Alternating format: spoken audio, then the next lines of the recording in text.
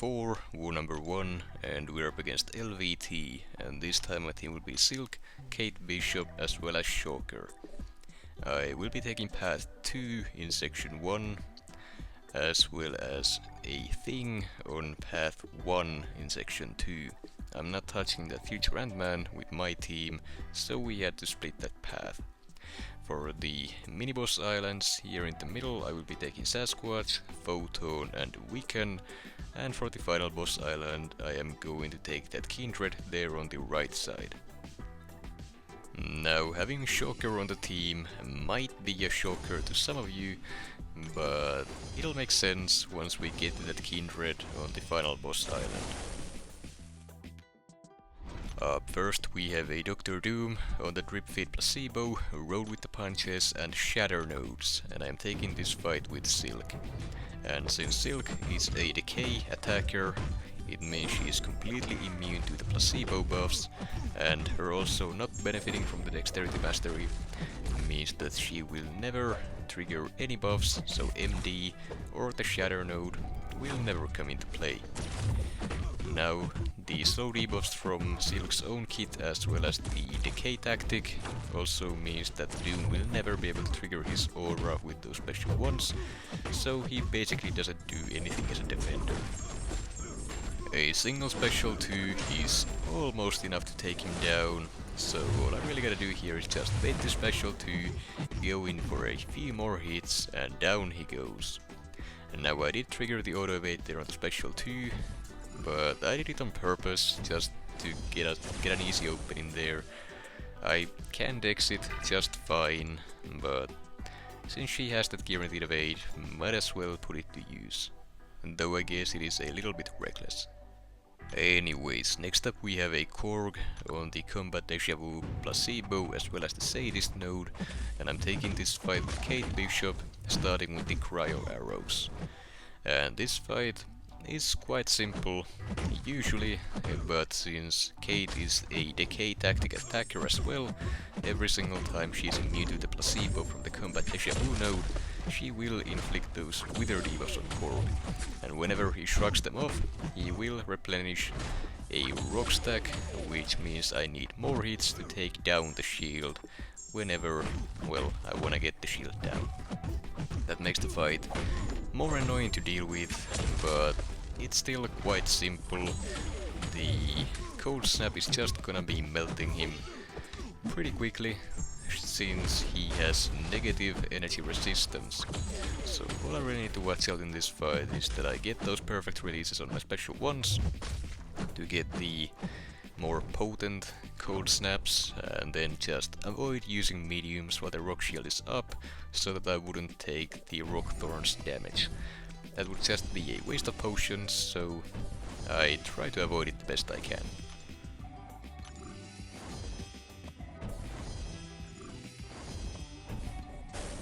Then we have a thing here on the Never Back Down and Indomitable nodes, and I am taking this fight with Kate Bishop, starting with the Cryo Arrow. And well, the main problem with this fight is things rock stacks.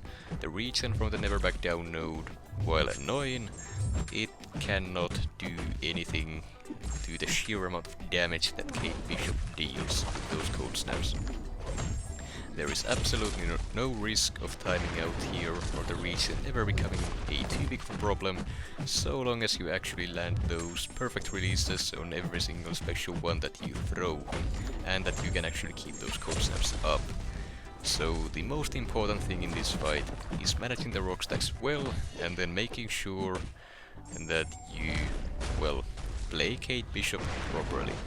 As you can see, the regen is trying its best, but it's simply impossible for it to catch up to the cold snap damage, and the fight goes down without any issues. I was also considering using Valkyrie instead of Kate Bishop this war, but I figured that it would be about time to actually get to use her some more. Now, next up we have a Sasquatch here on the Ebb and Flow knockdown, right back at it, and aggression prowess nodes, and I'm taking the fight with Silk. I do have the White Magneto pre-fight here to help me out by mostly increasing my damage output, but the passive stun is also nice to have whenever the debuff immunity is active.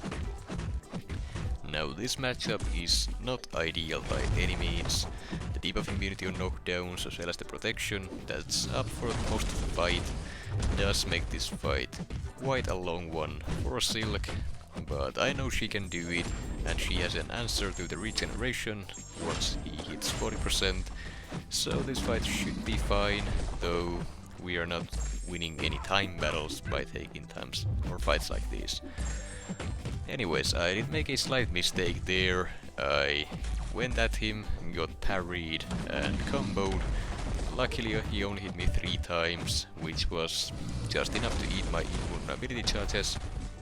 So now I have no safety net, but that also should be fine. I am fairly comfortable fighting him, dexing his specials, and the power gain isn't really a problem in this fight. Since Silk doesn't have any buffs, MD will never trigger, so as long as I don't do anything stupid, I should be just fine on that regard. Now, the answer to the regeneration that Silk has is the fact that if you try to reverse Sassy's regeneration, in Silk's case with that slow debuff from her Sig ability, instead of reversing the healing, Sassy removes all the regeneration effects from himself. And that also includes willpower, which is something I hadn't really considered all that much, but as you can see, willpower healing that he used to have in this fight is now completely gone, which does help me out a little bit, since otherwise he would be constantly healing back some of the damage that I'm dealing, making the fight even longer than it already is. Now, one of the main issues I have here with the regeneration, even with Silk's ability to counter it, is that whenever I knock him down, he gains the debuff immunity, during which I cannot shut down the healing. So if I were to hit him during that time, he can trigger the regeneration, and there's nothing I can do about it. So to avoid him healing up too much, I try to avoid hitting him directly while the debuff immunity is active, so that wouldn't be a problem. I just need a few more hits, and the fight goes down in just about 2.5 minutes. Actually wasn't as long as I remembered it being, but still definitely not a fast fight by any means. Now, I did get parried around the start of the fight, but other than that, it didn't go too bad. And now next up we have a Photon on the Scared Stiff and Power Focus 2 nodes, and I'm taking the fight with Silk. I wasn't exactly happy about taking another Photon with Silk, but I figured that it should be fine on this node. Now, the plan for me here is to basically just get to my special 2, drop it, get some power back from the Science power back boosts, and then repeat the process until the fight is over. I will do my best to dex her specials, and that's basically all there is to it. The main problem in this fight is the root node, but as long as I can be aggressive, it shouldn't be a problem. However, sometimes fights just do not go according to plan, and well, this is not exactly my fault this time around. The special 2 simply just whiffs when I try to chain it off the second medium. Luckily though, she didn't punish me for it, but well, clearly I haven't learned from my mistakes last season, and I went ahead and tried to punish her special 2 while in pure light form, and I got punished for that. And of course, after getting comboed, I was caught by the root node, since I hadn't landed a hit in a while, but now that the strikers actually work in Alliance War, I managed to escape using that.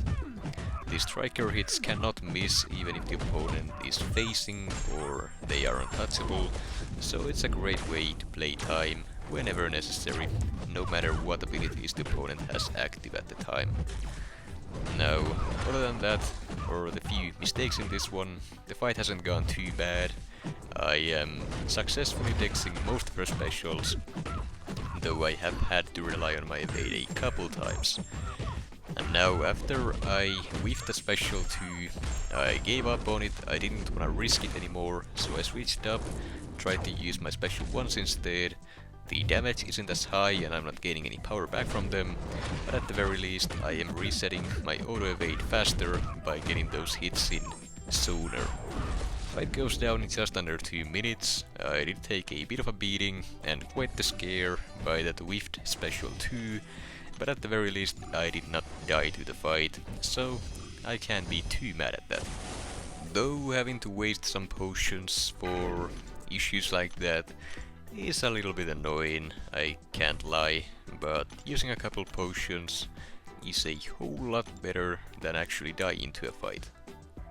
And next up we have a Wiccan on the Hazard Shift Shock and Bleed node along with Conflictor, and I am taking this fight with Silk. To start off this fight I just hold my block for a little bit to stack up some debuffs on the opponent to boost up my resistance to the damaging effects with a decay tactic, and now with all those debuffs up I am completely 100% resistant to the bleeds, the shocks and the incinerates in this fight. Now I will still be avoiding parrying him, since I do not want to risk anything really by getting the neutralize on myself and then that causing me to take incinerates for all the placebo buffs that I am immune to, because that is how neutralize works. However, thinking about it now, the opponent's neutralize should not prevent the placebos that the opponent also triggers on myself. So if I would be neutralized here with a non-decay champion, the placebos should still trigger on your attacker even with the neutralize up, since that is how it works with other champions. But I didn't want to test it, so I leave that to someone else. That said, the fight went down very easily and Silk is at full yellow bar going into her last fight of this war. We have a Kindred on the Stunning Reflection and Brute Force miniboss node, and well, I will be using Silk here. And this is where that Shocker on the team comes into play. The synergy between Silk and Shocker gives Silk those Rupture debuffs on her medium attacks, and since they are damaging debuffs, they will give you power gain on the Polkadot power node. That allows me to get to my special 2 in this fight, and that combined with the science power boosts means I can basically chain a special 2 into a special 1 to finish this fight. However, since this fight is going a lot faster than I expected, I'm gonna hold off with that special 1 for just a moment. I first gotta make sure I get into that 5% so that the root triggers before I use the special, otherwise I run into the risk of the root triggering during or after my special 1, and then I have to wait it out and eat all the degeneration. Now that said, at that point in the fight, Kindred did not have 30 infestation charges, so even if I didn't have a special to escape the root, he would not have triggered the Nightmare Outbreak, meaning I was not at any risk of eating any degeneration towards the end there. He needs to have at least 30 charges to be able to do that. And before anyone mentions the decay tactic, Kindred gains increased degeneration potency based on their missing health, so the decay tactic will not necessarily always shut down the degeneration damage. You need more debuffs than you would think to be able to offset that potency increase.